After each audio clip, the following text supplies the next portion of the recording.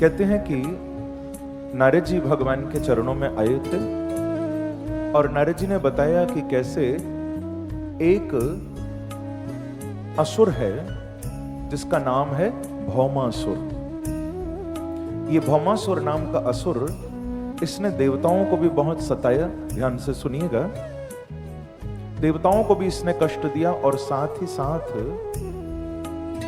इसने अनेक राजा महाराजाओं को मार मार कर उनकी कन्याओं को, उनकी बेटियों को चुरा चुरा कर अपने जेल में, कारागार में बंद कर दिया। उन राजकन्याओं की संख्या भागवत में बताई 16,100। उन सबके मां बाप को मार दिया, राजाओं को समाप्त कर दिया, परिवारों को मिटा दिया और उन कन्याओं को चुरा चुरा कर ये पापी ले आया, अपनी जेल में डाल दिया। अच्छा, जेल में क्यों डाला? बोले जेल में इसीलिए बंद किया क्योंकि ये पंडित जी को रोज बुलाता है और मुहूर्त निकलवाता है कि पंडित जी मुहूर्त निकालो, मैं इन सब से एक साथ शादी करूंगा। बेचारे ब्राह्मण भी जानबूझकर मुहूर्त नहीं निकालते क्योंकि अगर मुहूर्त निकाल दिया तो ये पापी इन राजकन्याओं का जीवन बर्बाद कर देगा। तो नारद ने आकर भगवान को ये समाचार सुनाया कि प्रभु आप जल्दी कुछ करिए, उन सभी राजकन्याओं की अब सारी उम्मीद टूट चुकी है, उनकी केवल एकमात्र उम्मीद आप ही हैं प्रभु, आप उनको मुक्ति दिलाइए। भगवान ने लीला की, इस भौमासुर से प्रभु का युद्ध हुआ। जब भगवान इससे युद्ध करते हैं तो सबसे पहले ना इसके मंत्री को मारते हैं। भौमासुर के मंत्री का नाम था मुर। जब उस मुर नाम के दैत्य को प्रभु ने मारा तो मेरे बांके बिहारी का एक नाम पड़ा, मुरारी। क्या नाम पड़ा? बोलो मुरारी भगवान की जय। प्रभु का नाम पड़ा मुरारी। भौमासुर का भी उद्धार किया। इसके कारागार में जो बंदी बनी पड़ी हैं उन 16,100 राजकन्याओं को मुक्ति दिलाई। भगवान उन सबको कहते हैं, देवियों अब आप मुक्त हो, अब तुमको कोई नहीं परेशान करेगा, कोई तकलीफ नहीं देगा, जहां जाना हो जाओ, आप मुक्त हो। उन सभी राजकन्याओं ने कहा कि हे द्वारिकाधीश, आपने तो कह दिया कि हम मुक्त हैं, पर हम जाएं तो कहां जाएं? आपने तो जाने को बोल दिया, पर कहां जाएं? क्योंकि प्रभु इस पापी ने हमारे माँ बाप को मार डाला, हमारे न पिता बचे, न माँ बची, न कोई भाई बचा, इसने हमारे पूरे पूरे परिवार मार दिए।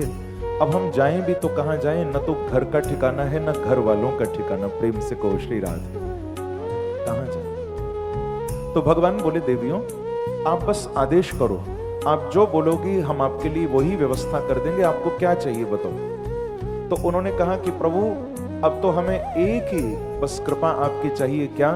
बोले हमने सुना है कि संसार में जिसके लिए दुनिया दरवाजे बंद कर ले, जिसके लिए जगत के द्वार बंद हो जाएं, हमने सुना है कि आपकी कृपा का द्वार उसके लिए हमेशा खुला रहता है। तो देवियों आप मुझसे क्या चाहती हो? तो कहा प्रभु हम यही चाहती हैं कि अब हमारा ये बचा हुआ जीवन आपके चरणों में, अब हमें और कहीं नहीं भटकना। हमने बहुत ठोकर खा ली, अब ऐसी कोई व्यवस्था करिए कि आपके चरणों से दूर न जाना पड़े। उन राजकन्याओं ने यह प्रार्थना की।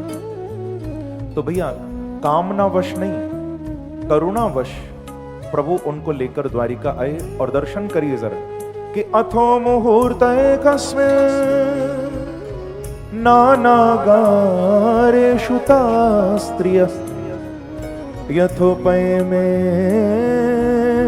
भगवान स्तावद्रूप धरो व्ययः। उन सभी राजकन्याओं को लेकर एक साथ एक मुहूर्त में प्रभु द्वारिका आ गए। और द्वारिका में आकर अथो मुहूर्त एकस्मिन्, ऐसा नहीं कि रोज थोड़ी थोड़ी शादियां होना, एक साथ एक मुहूर्त में ये लीला सब नहीं कर सकते। एक साथ एक मुहूर्त में 16,100 यज्ञ मंडप सजे, उनमें 16,100 ब्राह्मण मंत्र पढ़ने बैठे, 16,100 राजकन्याएं विराजमान हुई और 16,100 मेरे बांके बिहारी ने रूप धारण कर लिए और एक साथ उन राजकन्याओं के गले में जयमाला धारण करा दी, उन सबको स्वीकार कर। बोलो द्वारिकाधीश भगवान की, वृंदावन बिहारी लाल की जय जय श्री राम। उन सबको स्वीकार कर लिया प्रभु ने।